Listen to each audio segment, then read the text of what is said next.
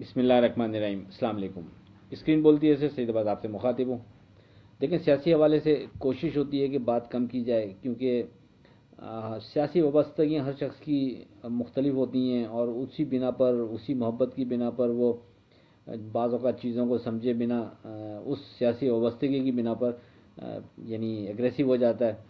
लेकिन उसके बावजूद जब भी कभी सियासी हवाले से गुफ्तगू की चैनल के ऊपर, ख़ास तौर पर अगर पुराने लोग हैं उन्हें याद होगा तोशा खाना केस का हवाला हो या अदम एतमाद की तहरीक हो, इस अंदाज की जो भी चीज़ें चलती रहीं, उसमें हमारी वाज़ेह वर्डिंग कम अज़ कम यही होती थी कि हम ये समझते हैं कि पीटीआई के हक़ में चीज़ें अगर नहीं जाएंगी तो मार्केट के लिए चीज़ें बेहतरी की तरफ जाएंगी। और यानी आप कह सकते हैं कि हमारा नज़रिया उस वक्त भी यही था कि जो कारोबारी तबका है वो पीटीआई की गवर्नमेंट को पसंद नहीं करता। उसकी वजूहत बहुत सी हो सकती हैं, सही और गलत, उसका उस पर बहस हो सकती है, लेकिन बहरहाल उस वक्त भी नज़रिया यही होता था। और अब जबकि ये कागजात नामजदगी पीटीआई की तकरीबन बड़ी लीडरशिप के और ख़ुद पीटीआई के चेयरमैन इमरान खान के मुस्तरद हुए, तो उससे मार्केट ने जिस अंदाज में वेलकम किया और जैसा मार्केट ने ट्रेड बनाया, उसने एक दफ़ा फिर साबित किया कि कारोबारी तबका, ख़ास तौर पर स्टॉक से रिलेटेड जो तबका है, वो नहीं चाहता कि पीटीआई की हुकूमत दोबारा बने। और उसी बिना पर उसने ये आज इसको वेलकम किया, इस खबर को, और उसके बिना पर एक दोबारा ज़बरदस्त मार्केट ने रैली बनाई।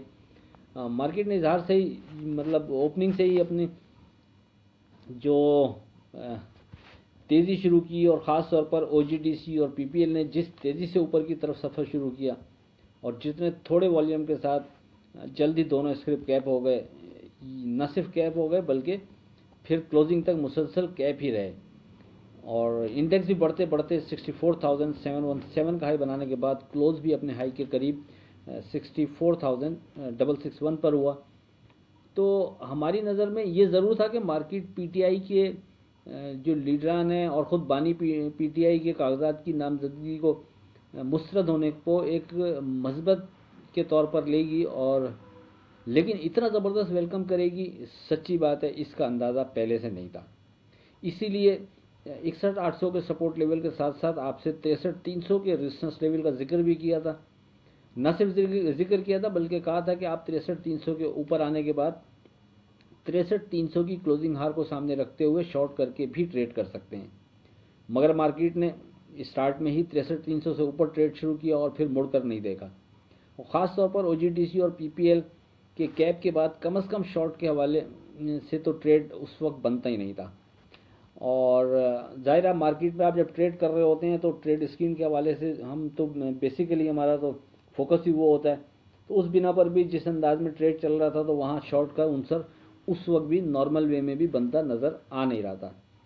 अब ये बात आपसे दौरान ट्रेडिंग डिस्कस हो नहीं सकती थी, लेकिन इस बात के साथ साथ के जो आपसे कही थी कि अगर शॉर्ट आप 63,300 के ऊपर करते भी हैं तो आपकी जो हार होगी वो क्लोजिंग हार होगी 63,300 की, उसको सामने रखते हुए शॉर्ट किया जाएगा। तो मार्केट ने कहीं से भी दरमियान में ऐसी वीकनेस नहीं शो की, या मार्केट ने तासुर दरमियान में कहीं से भी नहीं दिया कि मार्केट नीचे की तरफ जा सकती है। उसकी बड़ी वजह ओजीडीसी और पीपीएल का सुबह से ही कैप हो जाना, ख़ास तौर पर ये बड़ी वजह थी जो इन दो शेयर्स की ट्रेडिंग ने वाज़े किया कि मार्केट मजबूत है, मार्केट में झोल नहीं आ रहा। व्हाट्सएप ग्रुप में 11:28 पर आपको वाज़े कॉल दे दी थी कि अब जबकि ओजीडीसी और पीपीएल कैप हो चुके हैं, और अगरचे मार्केट उनके कैप हो जाने के बावजूद भी जो पूरी मार्केट है वो उस अंदाज में तमाम स्क्रिप्ट परफॉर्म नहीं कर पा रहे, या ज़्यादातर स्क्रिप्ट उस अंदाज में परफॉर्म नहीं कर पा रहे कि जिस तरह ये दो शेयर्स बेहतर अंदाज में इन्होंने परफॉर्म किया। तो अमूमन उसके पीछे अच्छी खासी मार्केट बेहतर अंदाज में चल पड़ती थी। लेकिन 11:28 पर जब हमने मैसेज किया था व्हाट्सएप ग्रुप में, उसमें वाज़े कहा कि अगरचे उस अंदाज में मार्केट में ट्रेड नहीं हो रहा, लेकिन आप सेफ ट्रेड के लिए इन्हीं दो शेयर्स पर अब फोकस रख लें। अगर ये दो शेयर्स कैप रहते हैं तो फिर जो मार्केट के दूसरे शेयर्स हैं वो भी एक एक करके चलना शुरू हो जाएंगे, और आपका फोकस सिर्फ इन्हीं 2 शेयर्स पर रहे तो बेहतर है। इसी बिना पर आप मार्केट को देखें तो आप अच्छा ट्रेड और सेफ ट्रेड कर सकेंगे। और अल्हम्दुलिल्लाह उसके बाद फिर मार्केट में इन 2 शेयर्स ने, यानी कैप इनका ब्रेक नहीं हुआ, ये कैप पर ही खड़े रहे और फिर आहिस्ता आहिस्ता करके दीगर शेयर्स ने भी बेहतर परफॉर्म करना शुरू किया और मार्केट में थोड़ा बेहतर मोमेंटम बनने लगा। अब आगे क्या लगता है उस पर आज की बात करते हैं। हमेशा वही बुलंदियों पर होते हैं जो खुद से पहले दूसरों का सोचते हैं। अब अगर बात करें 2 जनवरी की फोरकास्ट से मुतालिक, देखें ट्रेडिंग के अंदाज से कोई थ्रेड नज़र नहीं आ रहा, मार्केट बेहतर परफॉर्म करते नज़र आ रही है। अगर इस स्टेज पर हम सेफ ट्रेड के हवाले से लेवल्स की बात करें तो इंतहाई सेफ ट्रेड के लिए अब हमारा फोकस इंडेक्स जो होगा वो 64,300 64,280 होगा। याद रहे ये support level very safe trade के हवाले से है, यानी मार्केट अगर इसके नीचे ट्रेड करती है तो कोई बहुत ही सेफ ट्रेड करना चाहता है तो वो बेहतर है थोड़ा सा फिर इंतज़ार करे। लेकिन याद रखें कि मार्केट के पास नीचे जो स्ट्रॉन्ग सपोर्ट बनती है वो 63,600 से 63,300 तक की बनती है। उस लेवल से पहले यानी जब तक मार्केट उस लेवल के नीचे नहीं जाती, मार्केट किसी भी स्टेज से बाउंस करने की सलाहियत रखती है। और सबसे पहले तो ज़रूरी नहीं कि मार्केट जो हमारा पहला स्ट्रॉन्ग सपोर्ट लेवल है इसको ब्रेक करे। अगर मार्केट इसको ब्रेक नहीं कर रही तो फिर कोई डर नहीं, आप एतमाद से ट्रेड कर सकते हैं और कोई बात नहीं, मार्केट यहाँ से एक नई रैली और नए हाई की तरफ भी चली जाए। लेकिन हम अपनी तवक्कात को अपने लेवल्स के ताबे रखते हुए ट्रेड करेंगे ताकि सेफ ट्रेड कर सकें। इसी बिना पर वेरी सेफ ट्रेड के लिए पहला सपोर्ट लेवल 64,300 64,280 कंसीडर होगा। इसके ऊपर कोई डर नहीं। और मार्केट जो ऊपर जाती है तो फिर ऊपर जो रेजिस्टेंस लेवल कंसीडर होगा वो 66,600 से लेकर 67,000 तक, यानी ये वो जगह होगी जहाँ तक कि मार्केट के पास जगह है और मार्केट यहाँ तक जा सकती है। और पहले की तरह 66,600 की क्लोजिंग की अहमियत अपनी जगह उसी तरह बरकरार है जो आपको 12 और 13 दिसंबर की वीडियो में कहा था, और उसी बिना पर आपको शॉर्ट करने का उस वक्त मशवरा भी दिया था। फिर वहाँ से मार्केट अच्छी खासी करेक्शन लेती है।